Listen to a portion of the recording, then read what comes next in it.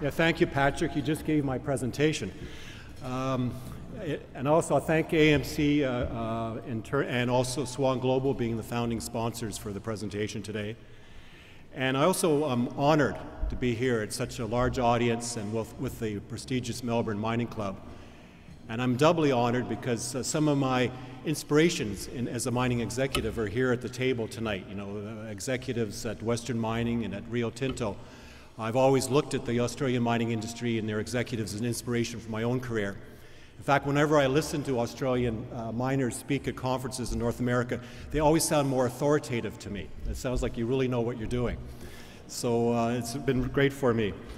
Now, I'm happy to come to Melbourne for a couple of reasons. One, it's warmer here. It's been so cold in Canada, even the mining finance markets have frozen. And the second reason is you can feel the mining heritage. This room, I'm told, has been paid for by the gold from Ballarat and Bendigo. And so many of the institutions in this town were founded and paid for by gold. And that's been a lasting legacy and wealth that's been created in this town. And the other thing is, someone from the mining industry coming here to Melbourne, well, I can feel it. This is a global mining finance center, a global center for mining head offices. And one of the tragedies in Toronto, is where I'm from, is that we've lost so many of our head offices. And what Melbourne's done better is you've been able to nurture and grow world-class champions out of the city. And so kudos for that. I think one of the things that I also impressed by is the Melbourne Mining Club. We have a number of different mining organizations in Toronto, but we have nothing with this class. So I think we have some lessons to take home here and some catching up to do. Now, when Patrick was doing his introduction, you heard that I'm mostly from the gold business.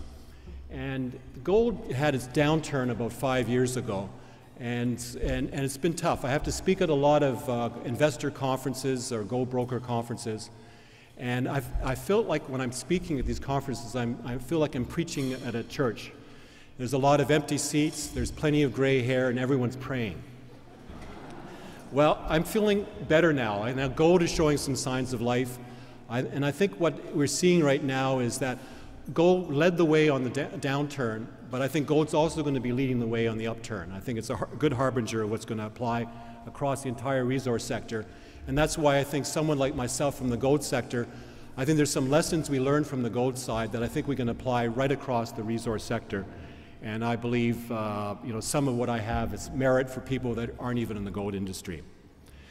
Now, my company, Franco-Nevada, is not the usual sort that presents here.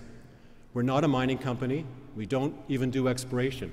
And in fact, we even put it in our business principles that we don't even want to be involved in operations. And so if you look at what we do is minimize our involvement in operations. We run our company with fewer than 30 people. And the only way we can do it is by making it a scalable business. Now, one of our focuses is what we believe is the real wealth in the mining industry is created from the ground. What we're trying to do is we want to expose ourselves to the exploration upside on geologically prospective properties. We avoid M&A, financial engineering, or leverage, because we see those as mostly reallocations of value than creation of real wealth. We believe that finding ore is the fundamental driver of overall wealth creation in the resource business. As you know, exploration takes a long time, lots of perseverance, it costs money, and any one property has very long odds. And so we've made a business of this by taking a large portfolio approach.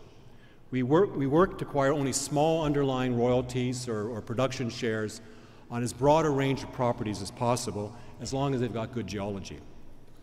And we acquire these interests from the landowners, from the original small exploration companies, from prospectors, or even from operating companies themselves that need capital.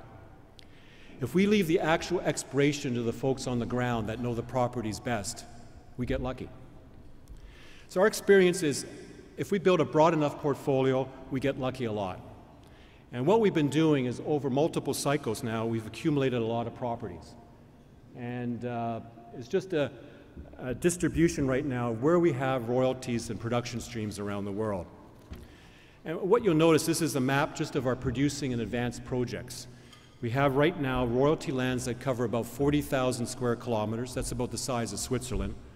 And we have about 47 producing mines that are paying us royalties right now, another 40 advanced projects, and not shown on this map are about another 176 mineral projects. That's over 260 different mineral interests that we have in this company. And I've been part of assembling this portfolio for almost 30 years. We started collecting these things in Nevada, hence Nevada is our middle name. We spread through the Americas, but as you can see, we have quite a number of dots in Australia. In fact, we got almost 80 royalties in Australia covering different belts if you include the exploration royalties that aren't shown here. I thought you might find the history of how we got so many royalties in Australia interesting, and they're the legacy of Robert de Crespigny and Normandy Mining. And I think a lot of you will remember the company. It actually was an agglomerator of companies itself. It bought a number of properties from Joseph Gutnick and Mark Creasy. And so within Normandy, great portfolio of great properties and mines. And you might remember back in 2001, AngloGold made a hostile bid to acquire Normandy. At the original Franco-Nevada at that time, we just happened to be a 20% shareholder of Normandy, and AngloGold hadn't consulted us. So at the end of the day, it was actually a three-way merger between Franco-Nevada, Newmont, and Normandy to create the #1 company, and that's how I ended up being #1 gold company in the business, and that's how I became an executive at Newmont Mining. And when you look back at those Normandy assets, actually it was a great transaction. It reinvigorated Newmont.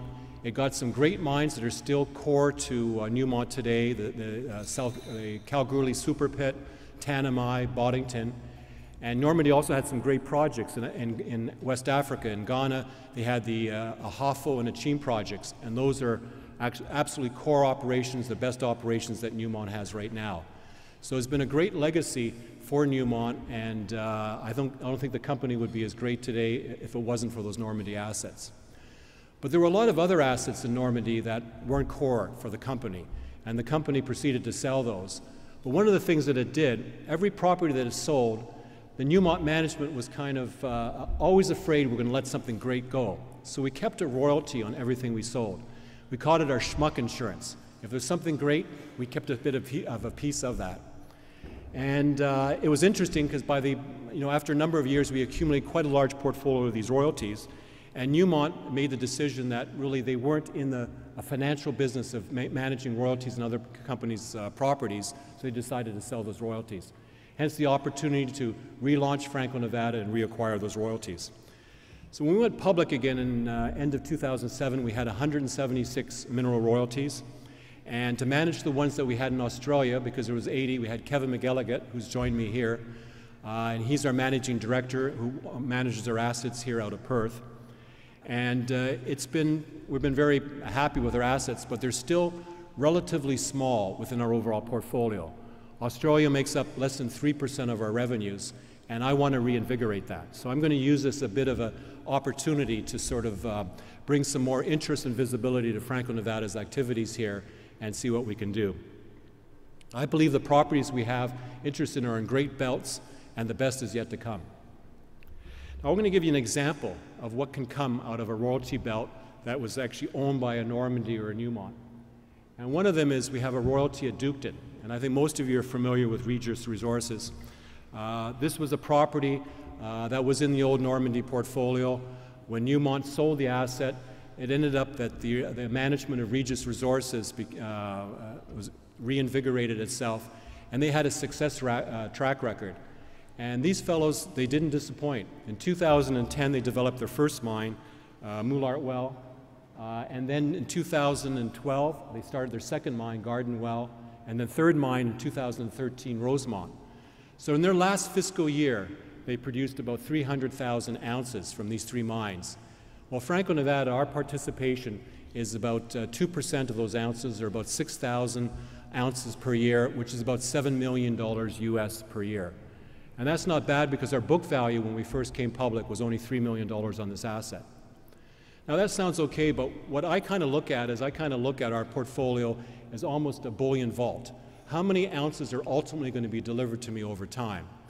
And I can read the resource and reserve statement of Regis, and I can make a pretty good call in saying, from what we know right now, how much is likely to be produced. And I can today, just from that resource statement, can say that I'm highly confident Franco-Nevada, if gold just stays where it is today, should realize probably over $100 million just from our 2% royalty on the Duketon Belt. And that's the power if you have patience and on properties. They're the gift that can continue giving, and it's something that can be very powerful, especially if you have a broad portfolio of these.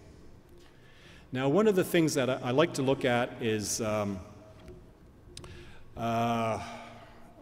in terms of the, I guess, potential that you can get out of royalties, is you might say, okay, this is extraordinary, this is, a windfall outcome, but it's the kind of thing that keeps happening over and over in our portfolio because we work with broad numbers of good properties. And to show you even more impressive, I guess, outcomes, I want to talk about 3 other cases where we have royalties where we were there before the big discovery was made, and as a result, we've been able to participate with the operator in a major win-win. And if you look back at our history, we have 3 of these major win-wins. And we have royalties on Barrick's Gold Strike operation that we bought before Barrick got involved in this property in Nevada. It was the company builder for Nevada. In Detour, I bought this royalty in the mid-1990s, and now this mine is becoming the largest gold mine in Canada. And Tasiast, of course, is a former Normandy property in West Africa. And now that became the founding asset, or made the company of Redback, which is now part of Kinross Gold, and that mine is producing. Collectively, for all 3 of these royalties, we paid less than $10 million. And I'm confident that we've already collected $900 million to date, and I'm confident we're going to do over $1.5 billion before these mines are fully exploited. So that's what I call a 150 bagger. And so that's, again, the potential that can come from royalties and properties. So these are highlights, and we like to show the value that can come out of it. And I think you can get an idea of why I like royalties so much.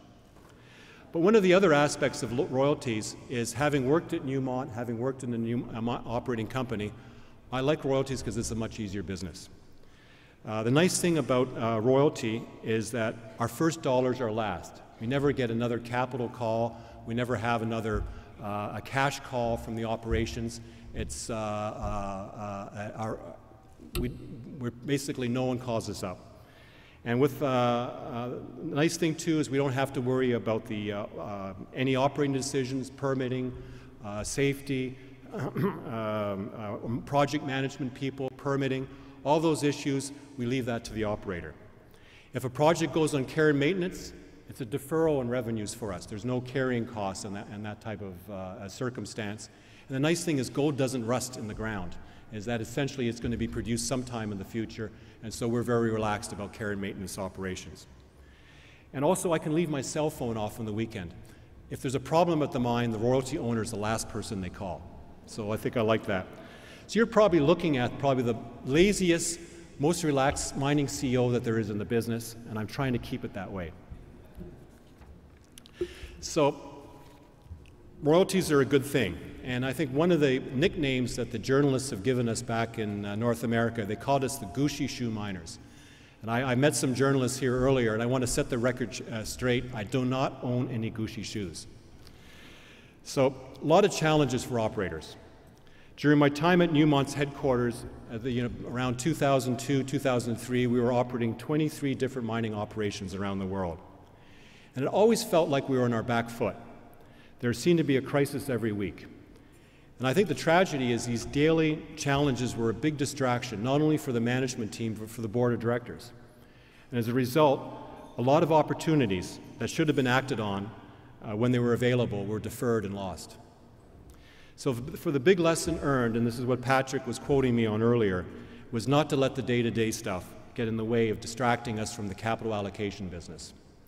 We leave the day-to-day to the operators. And we're perfectly comfortable because we know they're motivated to maximize the amount of ore and production that will come from their properties. We don't need to tell them how to do it. It leaves us the luxury of our board and our management team to focus on where are we going to spend our cash flow next and where we're going to invest our capital. And this strategy has allowed us to build a very scalable business, and we've been involved in a lot of different operations. And what you can see now is we have a very diversified portfolio. And these are just the sort of highlighted assets that you might recognize. We actually put out a book for our investors that gives more of a description of our entire portfolio. But of our number of projects that we have, we cover primary gold mines. We cover increasingly byproduct from gold from base metal mines. Our operators include senior, intermediate, up-and-coming gold companies. Behind them, there's a pipeline of advanced projects. And we also have an extensive exploration portfolio, of which I talked to you a bit about what we have in Australia. But another key differentiator for us is how do we protect the margins in all these different assets? And it's the nature of the title that we have in these different operations. We're not interested in having working interests or joint venture interests or direct participations in mines. We simply want an underlying royalty interest, which is the title and land. And our observation is that the mining industry, it generally operates by going into countries and negotiating unique license agreements to able to operate, and also very unique fiscal arrangements. But the problem with those is that you have a very small political franchise or a constituency to protect those interests. And I think what's been happening is the industry has created something that's almost designed that they'll be extorted. And what we want to do is be part of a larger constituency that's much harder for governments to change. And what we like about royalties is royalties, if we do that in the Americas or Australia, we generally have an interest in the land itself. So our constituency is really all property owners. And if we do a production sharing agreement with companies, what we do is we do our contracts with Western companies in regions where there's a culture of courts respecting property rights. So generally we will not do contracts on properties if they're outside of Canada, the US, Australia, or the UK. Those jurisdictions respect property rights. We can do a deal in Africa, but the contract has to be with a Western operator with recourse to them in that Western court of law. And that's worked very well for us. So one of the things that I think we've looked at is we've been doing this almost 30 years, and it's worked well for us. We've not lost a single asset. We've not had takings from any government that's tried to apply a special tax rate on our type of business. And our effective tax rate, in fact, is declined. And the other nice thing is because our rights have been so clear-cut, we've actually never had a dispute with any of our operators. We've never had a single lawsuit. And what we're trying to do is run a very clean business. We don't have any contingencies, no day-to-day distractions. Again, it's a focus on what are we going to invest our capital in next. I think our board of directors, they enjoy our board than almost any other board because we're doing the fun part. What's the next opportunity? Where's the next upside? So the evidence so far has been working. I think Patrick talked about our relative performance. It's just a chart. These are indexed in US dollars. And as you see, we've outperformed the relevant benchmarks. In fact, if you took us in Canadian dollar terms, we just hit an all-time high just yesterday. And over this time frame, the number of assets that we have in the portfolio, the producing assets, has more than doubled. Our revenues have tripled, but our G&A has actually stayed absolutely flat. So it shows you it's a very scalable business. And also, it's been a very high margin and robust business. We've been able to increase our dividend every year. I'm told that I shouldn't talk about the words progressive dividend in this town, but that's what we've been able to execute on so far. And I think it just demonstrates that we have a business model that seems to be working in this environment. Now, you'll notice on our investor slide that our focus is not comparing ourselves on other mining companies, but we're comparing ourselves against the gold ETF, the exchange-traded product, things that the investors buy to get exposure to gold when they don't want to get involved in an individual operating company. Most mining companies compare themselves to their competition in the mining business. But we think it makes sense only if you're marketing to a resource fund that's looking at multiple mining companies. But for us, and I guess what you'll see in my talk, I'm emphasizing that really what companies need to do is market themselves to the investors that really matter. And that's where I get into the face of money and how it's been changing. When I first started in the resource business, this was a pretty sleepy business when you dealt with the street. You had retail investors and you had the pension funds. And my sense was they were reasonably good capital allocators back in the 1990s. They generally would think about the longer-term cycle. They were supportive during the downturns and actually would be invested with you as you were developing new projects. But I think what happened started in the mid-1980s. We got an increasing involvement by specialized, open-ended unit trusts or mutual funds and resource funds. And I thought it made sense to have specialized investors in this business. But the fatal flaw is that they were open-ended. And because money would flow in the top of the bull cycle and then actually be redeemed at the bottom of the cycle, these were not good investors for the industry. They were classic buy high, sell low type investors. And that's something that the mining industry itself really didn't want to have as investors. And hopefully, the industry wouldn't cater to that type of investor. They would want longer-term investors. But unfortunately, in the gold business, cater they did. And I think it was part of the problem was, for gold companies, it was just the money was there. And if investors knew more than they did in terms of what the gold cycle was going to do, miners were absolutely happy to take the money and invest it for them. And they would invest in these progressively different themes that the investment market would suggest to the companies. I also blame the era of corporate governance and that boards and managements wanted to be even more responsive to investors. And I can remember, when in the 80s, a lot of, the crotchety old guys that were running the companies, not the ones here at the head table, but those days, if you didn't like what the management was doing, sell the stock and move on. But what we did is we got into an era where companies were increasingly responsive and listening to investors, and the investors were asking them to do things like this. And the outcomes is what you saw. The first three themes were the outcomes of what investors wanted during a bull market. The bottom one is where we are right now, where the investors want companies basically to maximize the cash flow coming out of those operations at the expense of the long term. They're putting the industry into liquidation mode. It's not healthy. And it's not something that the investors will be happy with with that outcome. The other tragedy, too, of the mining industry losing its path in terms of following its own insights in the business is it lost the big pension fund investors. The long-term investors, the long-term horizon that these pension fund investors increasingly didn't match what the mining companies were doing. And on top of that, the pension funds were getting a raw deal. There was hedge fund, dark pool, high-frequency trading, intermediaries playing favorites in terms of stock issues. And as a result, the pension funds thought, it's not a game we want to play any further. I said earlier in my gold talks that everyone is praying, and I think I'm actually more positive about that. I think we've seen the worst in terms of what we've experienced in the industry, and the right steps are now being taken. And when I look back, mining has been something that's been around for millennia. It's not a complicated business. And what we're trying to do in the mining business is the mantra of the firms that I used to follow in Toronto, the Incos, the Falcon Bridges, the Norandas. It was a very simple mantra.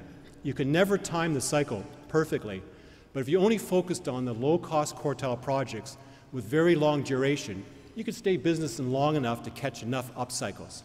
But you never tried to build a project to fit a single cycle. And that was a formula that I still think applies and works today. And I think we're going to be getting back to that. And as an industry, the steps that I think we're taking that are positive going forward is I think companies are increasingly going to own that strategy.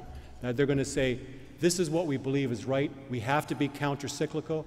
We have to spend money when you don't want us to do it. And we're not going to spend money and have a lazy balance sheet at the top of the market.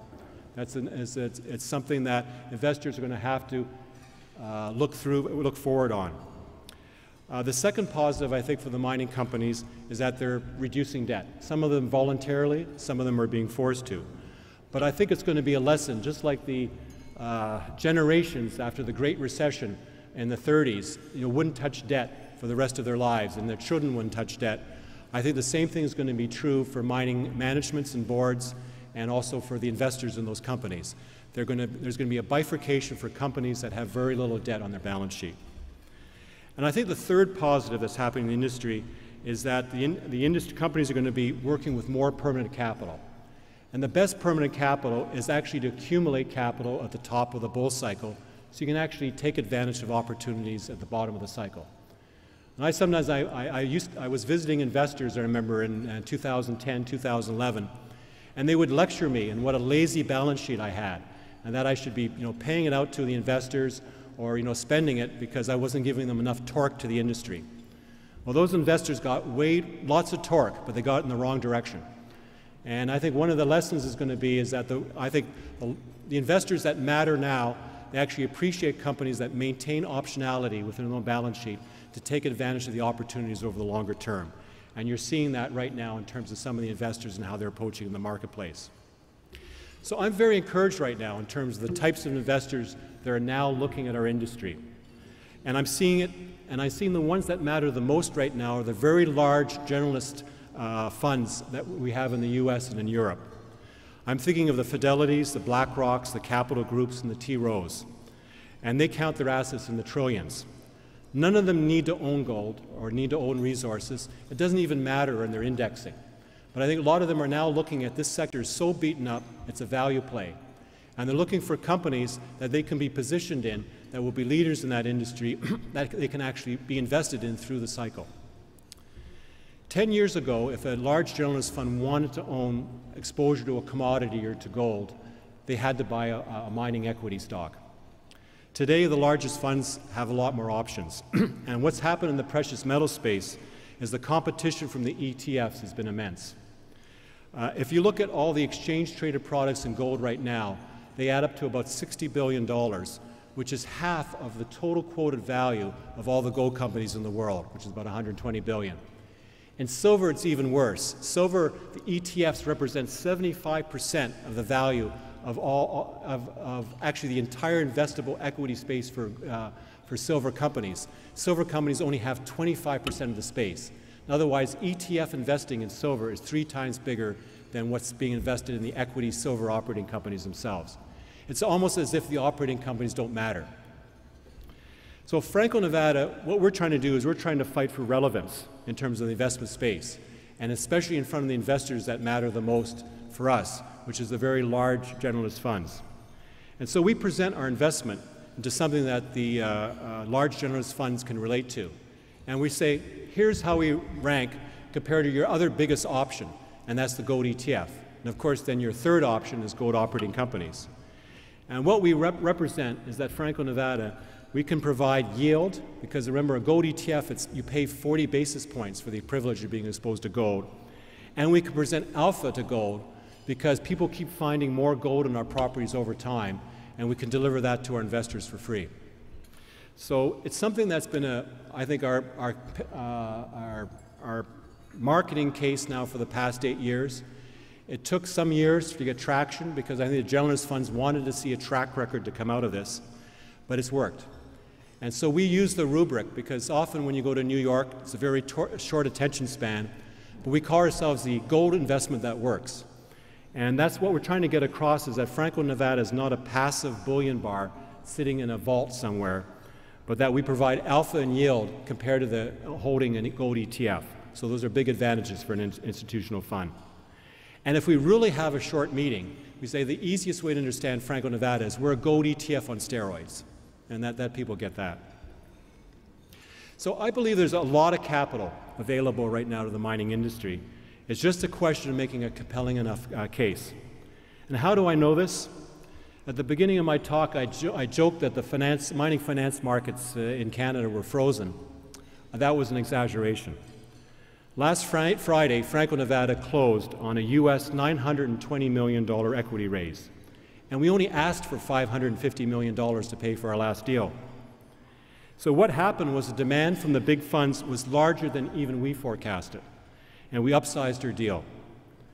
The large generalist funds are looking for good stories to own in the mining sector. You just have to give them a business model and a track record that's going to be attractive to them. The money is there. And my hope is that Franco-Nevada's recent success is an indication that the big freeze is over for the rest of the industry, and that the ice is breaking. I also believe that another large potential source for the mining industry that's not there yet now, but could come, is the pension fund industry again. But in the future, it's going to need to be in a different form. As I mentioned, the pension funds want to avoid the casino of the equity market, but they're very keen to do alternative investments in long-term assets. There's a very good fit between pension funds and the mining industry. The Canadian pension funds right now are directly involved in oil and gas assets and are now experimenting on how to do it in mining. There have been some partnerships on even feasibility stage base metal projects. And they've also been experimenting with royalty and production type financing in the mining industry. I believe that's going to be very soon a template for more serious capital to be applied by the pension fund industry. And I think that's going to be a very good marriage between the mining industry and the long-term capital. Finally, I have to talk about my sector, which has been the fastest growing source of permanent capital for the mining sector. And that's the royalty and streaming finance business. So far, there's been about $16 billion that's been advanced in capital to the mining industry from royalty and financing deals. It's been accelerating, especially in the last 2 years. And I think this is a source of financing that should be of interest to almost any mining company. And this is a few examples of deals that we've just done in the last year and a half. And in fact, all of these are copper mines in Latin America in which Franco-Nevada is buying either the gold or silver or both out of those mines, essentially the byproduct from the mines. And this has been a very good fit because the operators are mostly focused on the copper, and our shareholders are very focused in terms of the precious metals component. And as you see, these sums can be quite material for any projects, and we've got commitments of up to $1 billion. There's quite a few Australian connections here. Antamina, of course, is a joint venture with BHP, is the primary partner. Antapaccay, which is our most recent deal, used to be a BHP asset that was sold to Xstrata, now Glencore, and we've just done a deal with them. Cobre Panama, of course, is being built by First Quantum, which is listed in Toronto, but really is run out of Perth. And if you can see on this picture here, there's the port facility here on the Caribbean. And what you're looking at is the construction right now of a coal power plant. You can see a coal shed being built and also a concentrate shed being built here. And what I like is, I know I'm dealing with an Australian company when I visit the site. Just under the dollar sign here is the communications tower. And what the First Quantum done is built a giant Lady Macquarie chair there. So it's a little taste of Australia on the Caribbean. So I'm hoping on my next visit there's not a Sydney Opera House here. So I'm keeping my fingers crossed. But the advantages, I believe, for the operator in terms of doing a royalty or financing stream is that, compared to taking on debt, that we're much lower risk. If you think about us, we're going to take all the production risk. We take the risk of lower commodity prices. If you put it on care and maintenance, we're the patient money. We're going to stand by. There are very few covenants in what we provide. It's patient capital. We'll never bankrupt a company. There are no upfront fees, no hedging required. There's no syndicates of banks to manage, no cash sweeps, offset accounts, restricted funds, no completion tests, or ongoing consultant visits. We should be every mining CFO's dream. S&P regards these deals, the deals that we've done, as equity and not as debt, so it helps on your ratios. And as I said earlier, we never interfere in any operating or capital decisions. You're the operator, you know what's best for your operation. And the advantage of considering this type of financing over equity is this is far less dilutive. The royalty companies also only make money if you're successful. If the mine doesn't produce what's expected, we take it on the chin as well. We only win if more ore is found on the property, so we're actually making a bet beyond what we're seeing today, that you're going to find the geological potential is going to pay for us on average for the majority of the deals that we deal with. And that, compared with an equity issue, an operating company, when they do an equity issue, is giving up a piece of not only that project, but every other project they have and every other project they're going to do in the future. And so what's been happening is when we've been announcing deals with operating companies, it's actually the market has been rewarding those operating companies. Their share prices have gone up because most of the investment community was expecting a much more dilutive equity issue to occur on those companies, and they're relieved that the managements are managing their capital and dilution more effectively. So we're an option, we're something that should be considered. Besides the byproduct deals done, there's also what we've done with these copper companies. The pure gold companies have been getting into the act as well. And we've done now financing and mine financing deals for the gold industry with such up-and-coming companies such as Kirkland Lake Gold, Klondex Mines, True Gold, and Trenga Gold. Some of our peer companies have recently done deals with Barrick Gold and New Gold. So I think it's something that's coming up here. And then just to sort of back up again, I talked about the headwinds that used to be with the industry that in Australia, and that the time when Regis Resources was building those properties in Duketon that I started with, they did it in the headwinds of a declining gold price, capital and operating cost inflation, and some of your perennial desert floods. Well, right now, I'm looking at just tailwinds, but I think the Australian mining industry right now has all those things have turned into positives for the industry. And I think what's waiting right now is for the exploration drill bits to start turning again. We've had some very good M&A stories and some acquisition stories in Australia, but I believe the time is right now for Australian investors to begin to invest in their Australian belts. And what I suggest is all of you should spend money only in where places Franco-Nevada has its royalty. And so the ones I'm going to point out to you is I've lost my page here, but I know South Kalgoorlie with Metals X. I'm thinking of the Wiluna Matilda properties. I'm thinking of Bula Buling, and also some operators that are operating right now. I know Pi Bar's in the room today. They're running our Red October operation, but they've also just acquired the Henty mine in Tasmania, so we're expecting great things from them. So put your money into properties that we have royalties on, and I'd be very appreciative. So with that, I want to tell you it's been a huge privilege, to speak here. I also think I'm one of the luckiest fellows. I know you're the lucky country, but I'm the luckiest mining CEO in the business because I have the privilege and pleasure to be involved in so many interesting mining projects and to work with so many great companies, especially if I don't have to run the projects. And thanks to our financing last week, Franco-Nevada has no debt. We have over $1.2 billion US available to us for further capital investments. And we'd like to be involved in more assets and operations. I encourage Australians to think of royalty and production stream financing as a new option.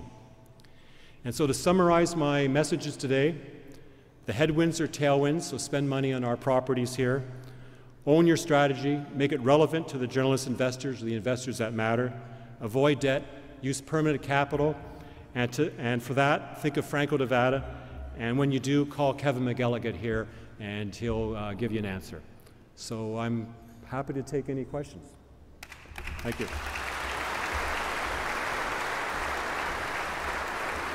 Thanks, David. We've got Richard Shoddy and Sam Street with microphones. Just before we get there, I note that the theme today was the changing face of money. I think I redubbed it as how to build a $10 billion company based on smuck insurance. Not a bad lead in that respect. But we do have questions. Sam, have you got the first one there? Yeah, thank you. Adrian Prendergast from Morgans Financial. Thanks for the presentation. It was only a few years ago that the value of gold equities was well in excess of what most of the market could come with were valuations, and the concept of a gold halo was given to us in the market. That then got taken away and has quickly re-emerged now. My question is there such a thing as a gold halo, and is it justifiable now or back then? Oh, absolutely. In terms of my partner Pierre Lasson wrote the Gold Book, and our observation was in the financial markets, gold equities and gold assets traded at twice the market multiple. And we believe gold deserves a premium because it's a unique asset. It's one of the few commodities that trades almost permanently in a contango. It's got one of the few commodities that has generally a negative correlation to the rest of the market. So it's the ultimate insurance policy, and it's one of the few commodities where basically you're mining money. You don't have any marketing risk. There's no distribution risk in that commodity. And I believe what's happened is actually what you've seen is the royalty and streaming companies, we've actually maintained that halo. We have a premium valuation over the rest of the gold mining industry. But the only reason that's occurred is that from the mid-2000s on, is the gold mining industry was unable to protect their margins in the business. What they did is they continued to pursue lower and lower grade deposits, and they weren't able to stop the takings by governments on these various operations. And so when the investors were seeing that despite the gold price going up, they were making no more per ounce, well, it didn't justify that premium valuation any longer. And so I think what's happening now, it's going to come back with a vengeance in terms of that valuation for the gold companies, because you now have declining input costs for the gold mining industry. The relative commodity mix, now you're seeing gold outperforming the rest of the commodity index by leaps and bounds, which means there's great news for the input costs for the gold industry. And I think right now the gold industry is focusing only on better grade deposits. You're seeing it especially in Canada, where the best new exciting projects like Pretium or what we have with Richemont are very high grade deposits in our provinces, and that's where investors want to be because there's better margin protection. So it's going to be coming back. I think we only temporarily lost the halo among the gold operating companies. I'm Nick Burry, I'm just from Monash University at the Students' Table. You mentioned that Franco-Nevada was run by just a handful of people, less than 30. How do you manage the risk if, you know, someone like a key person leaves or, you know, something might happen to them? How do you sort of manage that risk and how can it impact your business? A good question. You know, our biggest problem in our company is too many people have gotten rich and they're retiring on me too early. So I'm actively, it's a discussion we have to have with the board. So after we discuss where we're going to invest our money next, it's usually an in-camera session with the board of directors, and I talk about who do we have in the pipeline that are going to be the successors for our executives. And it is actually a tricky thing because we could hire people from, you know, the other operating companies in Toronto, such as Barrick or Goldcorp, etc. They all have offices there. They all have great engineers and capital projects people and geologists. But we actually have to have an induction period in our company of about 2 to 5 years to cure them of running the yellow trucks, because they all have the urge to do deals where they want to sit on the capital allocation committee and control things. And we have to get them to let go. We're saying, we want you to make as good a decision as possible when we're doing our due diligence investment decision, but then you have to let go. We want just our audit team to make sure we get paid that check afterwards. We want you 100% focused going forward. So we are actively, I've got a crew of people in their 30s right now in the company. They're going to be the new generation. I think we're indoctrinating them in our style. I try to bring them out on our investment meetings as much as possible so they can appreciate what our strategy is and how we relate it to our investors. But it's a very key point. It's trying to keep that philosophy and discipline and business model correct, because we just don't want to be like the other companies. We have a unique franchise. Thank you. Okay, we have time for one more question from the back corner, please. Peter Taylor from NWR Communications, looking after lots of very small gold exploration companies. And thanks for one of the most entertaining presentations you've had here for quite some time. My question is your view on the ongoing gold conspiracy theory. Who's buying it? Where's it going? The hedge funds? And have you been to Fort Knox and tested it for yourself? You know, it's a tough one. I'm on the World Gold Council. We have some of the former chairmen of the World Gold Council at our table here today. And, you know, gold, I think you have to be careful because there's a lot of people that, you know, look at the physical gold market and believe a lot of people are very short, that they believe that, you know, things are being hidden. But when you start getting into it, you can find a conspiracy everywhere. And, you know, one of the things we have to manage, the World Gold Council created the GLD, or this is the largest gold ETF in the business. And it's been a wonderful thing. It actually has made the World Gold Council self-financing. But then we've had all the conspiracy people come and say to us, well, geez, you know, are the GLD shares held properly? You know, are people short the GLD units themselves in the marketplace so that if things went bad and we wanted to get our gold, some broker not there and able to deliver your instrument to you? And so when you start questioning the physical gold market, you then have to expand and start questioning, okay, what's the counterparty risk for your gold, any equity that you own? Because someone might have borrowed those shares from the broker and lent it to somebody else. How are you going to get those back? And will they be delivered in a crisis? And then you start going through the whole system with currencies, etc. And I just can't take it that far. I think one of the things we ought to look at is have some trust that, you know, the institutions are being run effectively because we are part of it. We're selling gold equities on the stock exchanges like all the other gold companies. We have to rely that there's a viable counterparty system involved, make sure there's a proper ownership representation in the marketplace. And I think the same happens to gold itself. So I can't be party to talk about what might be happening or not in the gold business. I'm trying to create a permanent gold option for our investors. And remember, people are buying gold because they're looking for that insurance policy if the rest of the markets get difficult and get challenged. And the worst thing I can do is add more risk to my company by putting leverage on it or doing risky bets. I have to be a risk-off type investment. But right now, I can only do what I can manage, and that's by doing it with little debt and being in very secure type of investments. But I cannot manage the rest of the financial markets. They're going to have to take care of themselves, and I just can't opine on the conspiracies there. So I know I've disappointed there, but that's all I can say. Thanks, David. Thanks. Time's against us, so if you've got questions afterwards, we could perhaps have a chat. And for all of those people who want to join that 30 at Franco-Nevada, please line up over there. It's amazing. Look, I'd like to call on Lorraine Meldrum, the CEO of Swan Global, to propose